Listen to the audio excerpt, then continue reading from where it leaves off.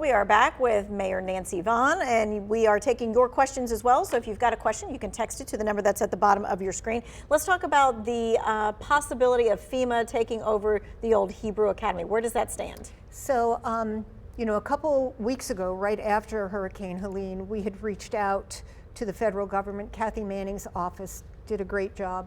The initial idea that I had anyway was that it would be used for a shelter.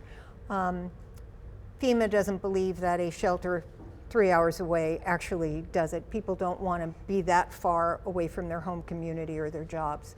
So what they have decided to do is use it as a training facility, because it's going to take a long time to clean up Hurricane Helene in western North Carolina. So they're going to use that as a training and staging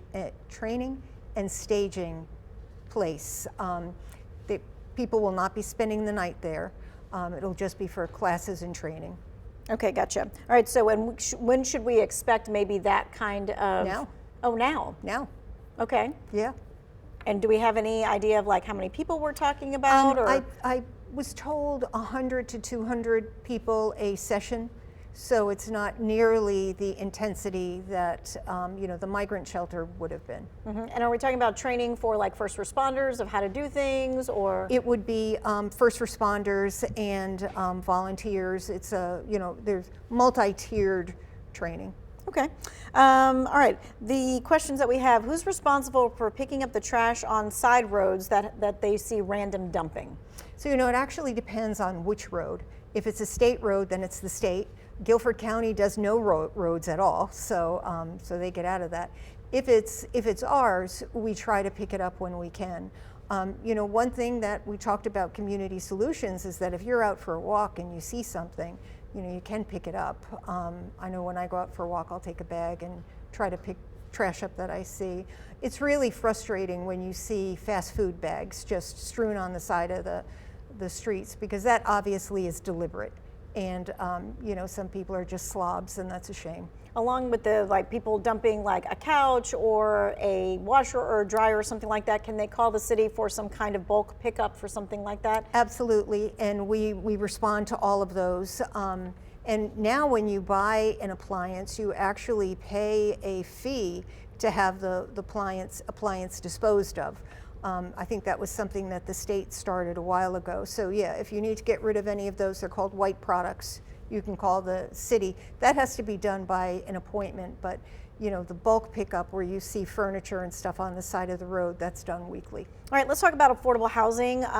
2 Wants to Know, because Ben Briscoe just did a whole entire story on that and about how affordable housing is really hard to come by all over the nation, but specifically here in Greensboro too, and how there was an affordable apartment complex and they got 2,000 applications for about amazing. 84 units.